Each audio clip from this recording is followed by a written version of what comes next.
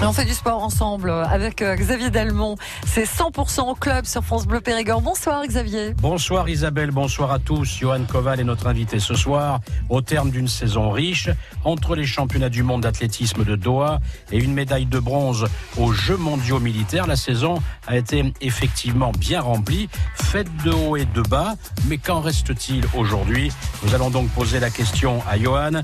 Et pour vous interroger, Johan, Adrien Larelle du journal Sud-Ouest et deux confrères de la presse écrite d'Ordonne Libre, Lionel Dagès et Jessica Fiscal, donc pour l'ADL. Émission réalisée par Alexandre Bucois jusqu'à 18h45. France Bleu Périgord, 100% club. Xavier Delmont.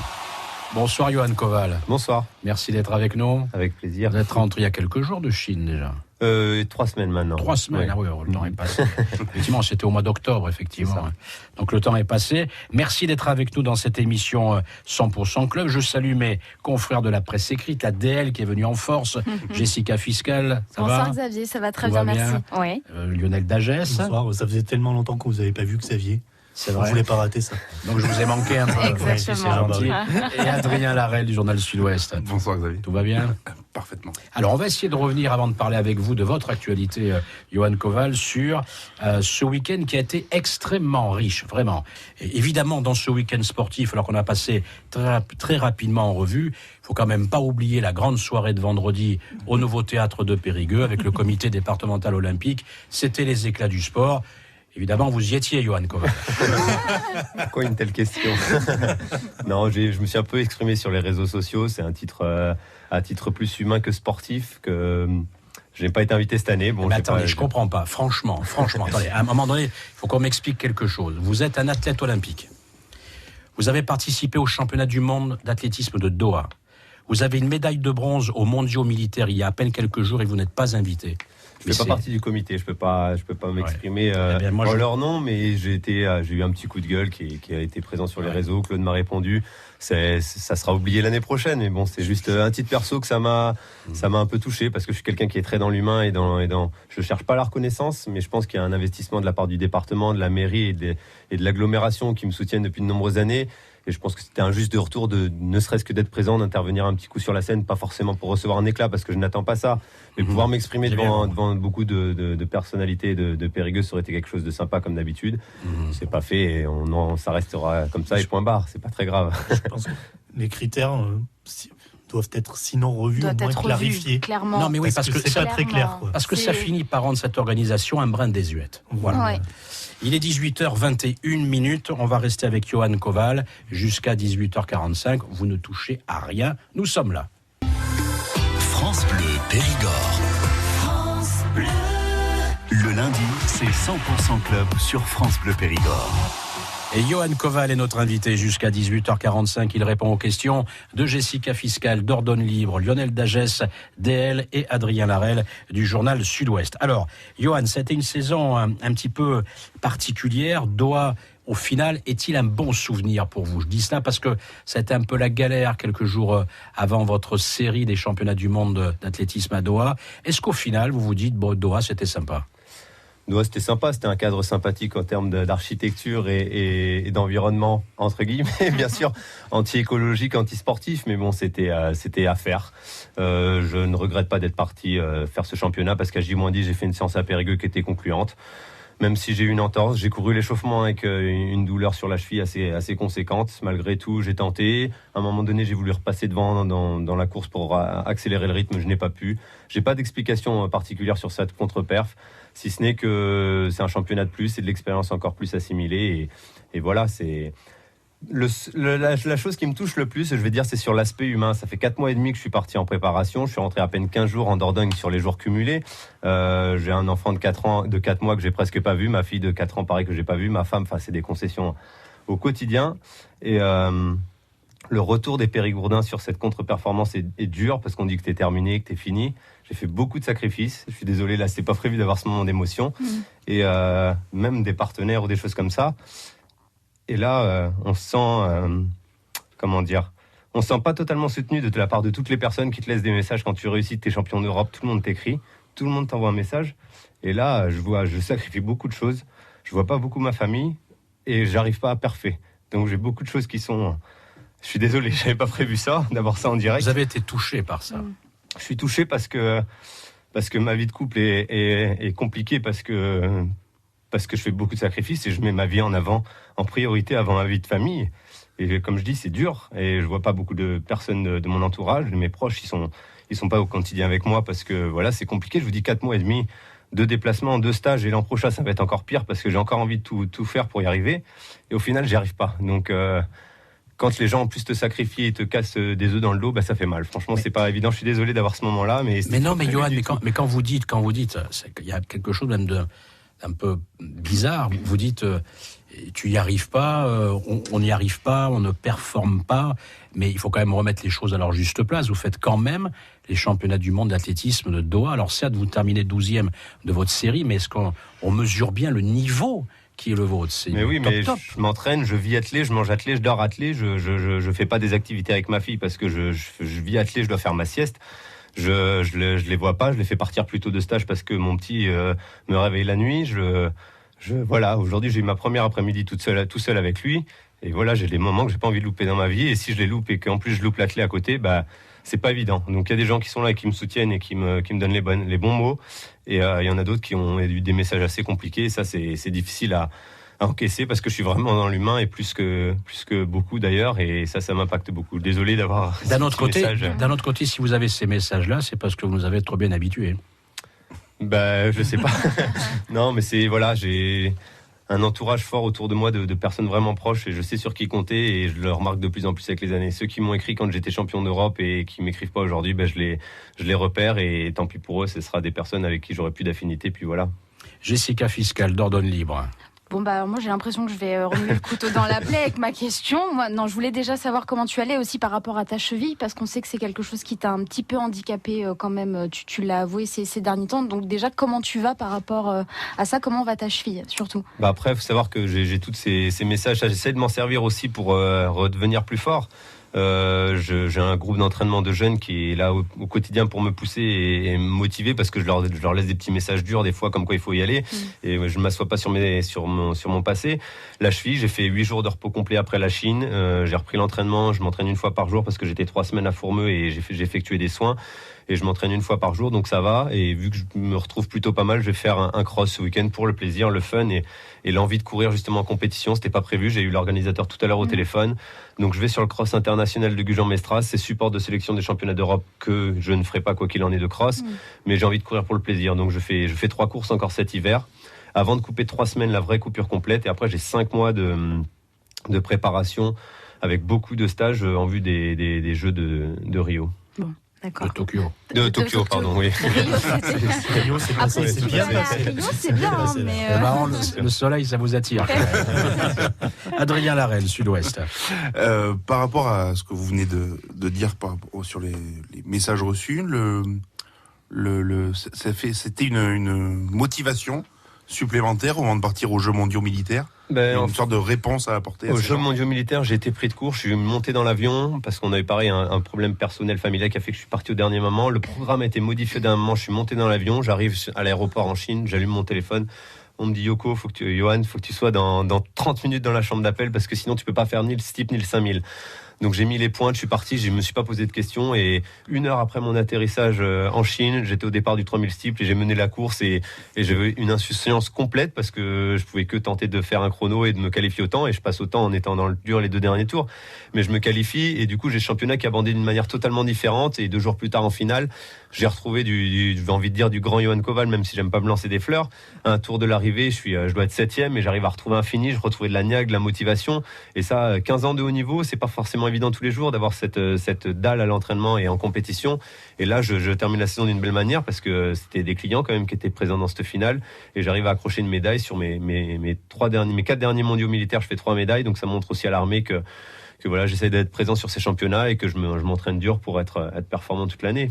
Vous dites rayon de soleil quand vous obtenez cette médaille de bronze. Mais vraiment, parce que je vous dis, les messages, même si c'est pas des messages sur les réseaux ou quoi que ce soit, c'est le bouche à oreille de mon propre club, de mes propres les propres gens qui viennent me féliciter, je vous dis, me serrer la main quand ils me croisent sur le stade ou faire un footing avec moi et qu'au final me mettent un petit tacle à 2 jambes dans le dos quand ça se passe mal. Et ça, c'est triste parce que voilà, moi j'ai l'affectif qui a une part importante dans ma vie et du coup ça Voilà, ça fait mal. Et ce rayon de soleil, c'est l'expression d'un sportif qui se prépare toute l'année, quel que soit son sport, ou je pourrais comparer ça à un chef d'entreprise qui a des moments difficiles et qui à un moment va sortir la tête de l'eau. Et on dit souvent, on voit qu'une partie de l'iceberg et on voit pas toutes les fondations qu'il y a dessous et tout ce qu'il peut y avoir sous la grosse masse de glace. Et c'est un peu ça. On attend souvent que du résultat positif et c'est pas forcément évident d'être totalement à 100% optimal. J'ai sophrologue, j'ai encore été voir un psychiatre du sport, psy du sport, le mot est dur, mais bon, psy du sport, sophrologue, préparateur mental, j'essaie de mettre tout de mon côté, d'optimiser tout au maximum pour être performant, et c'est compliqué de tout rassembler, tout simplement, hein. C'est dur, et je vous le dis, quand on part 4 mois et demi, que tu vois pas tes enfants, et qu'ils te demandent quand est-ce que tu rentres, et que tu dis non, je dois faire ci, je dois faire ça, et qu'au final, ils viennent te voir à Doha, et que tu te fais éliminer en série, t'as un peu la brosse, quoi. C'est pas facile, autant pour les proches comme ça, que pour les personnes un peu plus éloignées, qui soutiennent aussi quand même. Il est 18h31, Johan Koval est l'invité de 100% Club ce soir. Petit retour en arrière, Johan Koval, quand vous faites 8-26 à Monaco. Alors je ne sais plus la période. Oui, c'était début juillet, je crois. Enfin, c'était plutôt début juin. Bon, je sais plus, début juin. Ouais. Là derrière, vous courez entre guillemets après ces fameux minima que vous n'arrivez pas à obtenir et vous décidez d'aller faire entre guillemets du jus à Font-Romeu. Bonne ou mauvaise décision ? Bonne décision, parce que je commence à monter très fortement en puissance, sauf que je me tords la cheville à 17 jours exactement de la série de championnat du monde, alors que les séances étaient en train de monter progressivement en puissance, les sensations étaient bonnes, les chronos descendaient, donc tout était dans l'esprit positif. Je vous ai dit, je me suis encore encadré, j'ai pris contact avec la Fédé, préparation mentale, je fais des tests de salive pour savoir quel type d'entraînement me correspond le mieux, et là où je suis le plus performant en étant naturel, bien sûr, je précise, et du coup, j'essaie d'être optimal à 100% dans ce que je fais et de faire le maximum.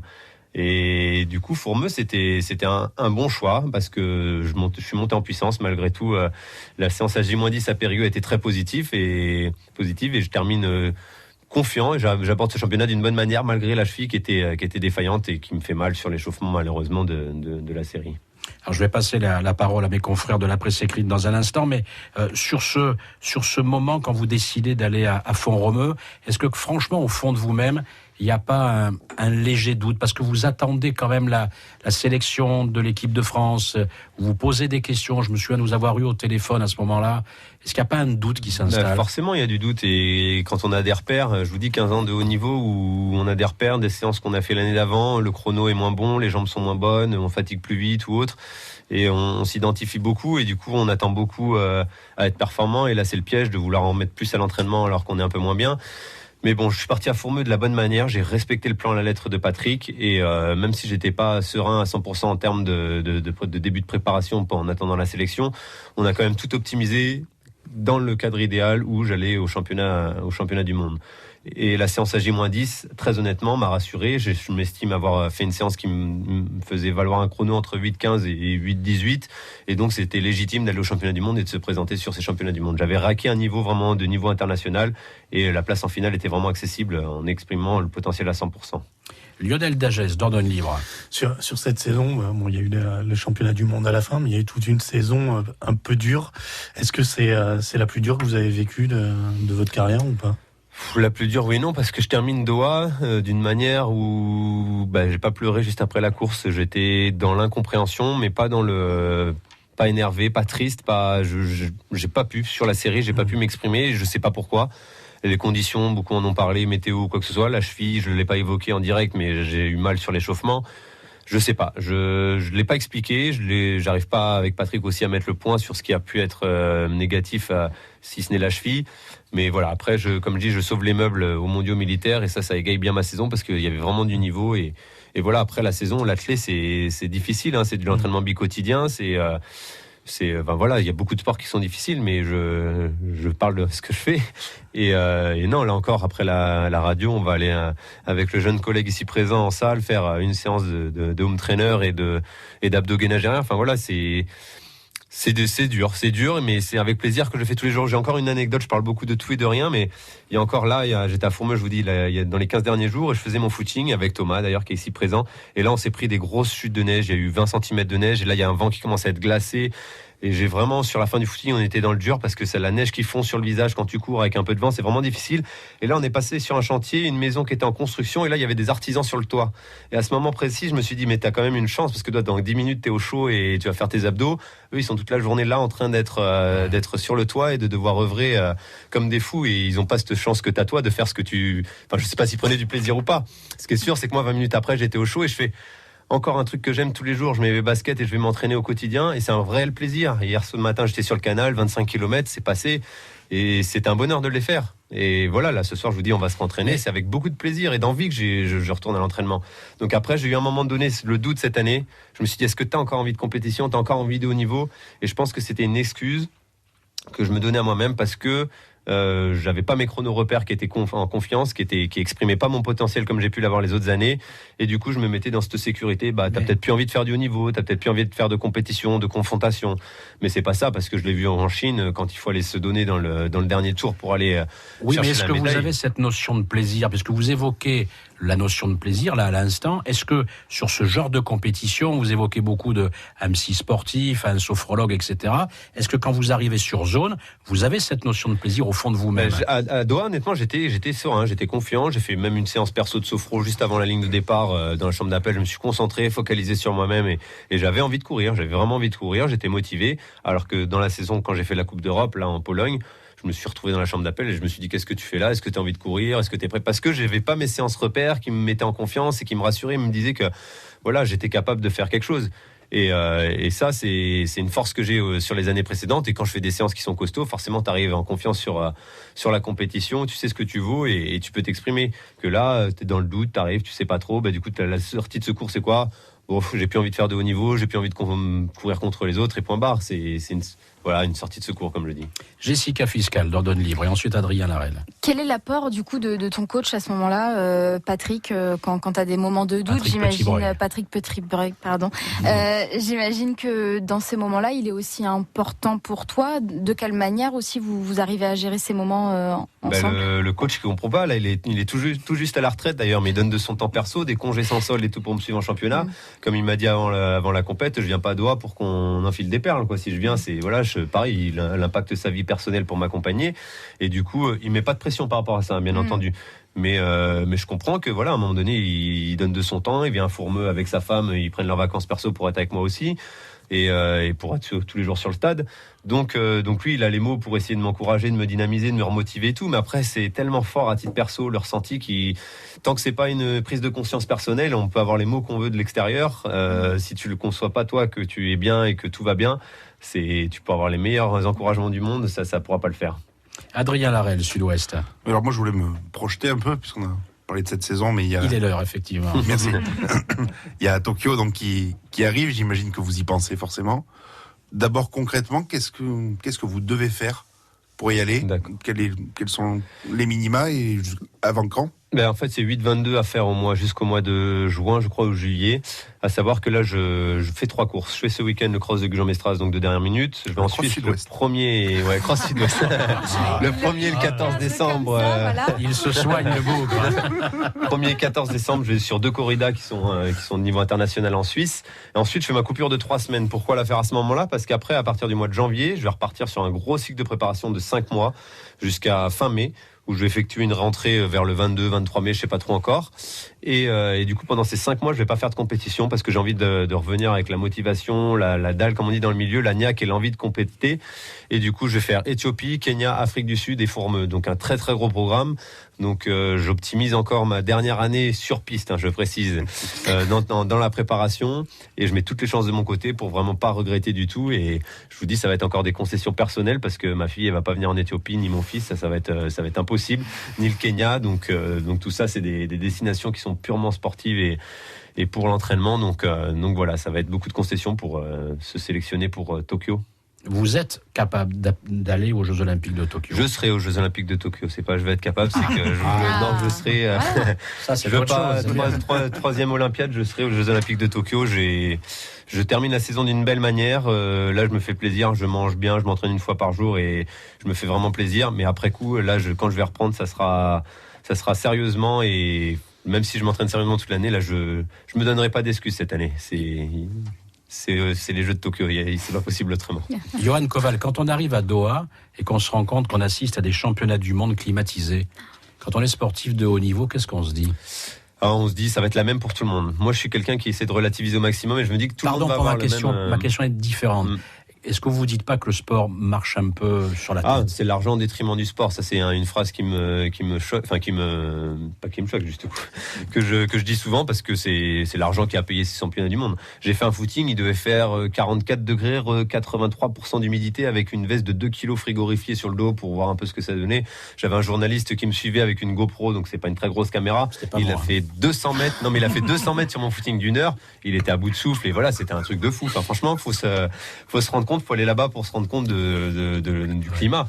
Et donc c'était un truc de fou. Et donc ça a été relayé de manière assez néfaste parce que ça a été négatif pour beaucoup de sportifs. Je peux pas dire que ce soit ça ma contre-perf ou pas. Je peux pas dire, mais en tout cas c'était un beau stade. Mais vous dites que le sport marche un peu sur la tête quand même. Là c'est le monde d'aujourd'hui. Quand on voit qu'on tente un athlète fait moins de 2 heures avec ça doit être 500 000 euros ou non, qu'est-ce que c'est des millions d'euros quand il a fait ses moins de 2 heures. On a refait du macadam, on a créé une chaussure, il avait 12 000 lièvres, c'était un truc de fou. Une ville entière bloquée. Enfin voilà, il y a qu'une marque qui peut se permettre ça et ça a été un énorme coup marketing que sportif. Et ça, c'est le monde d'aujourd'hui, c'est le marketing et le business avant le sportif malheureusement. Johan Koval, il nous reste quelques minutes avant la fin de cette émission.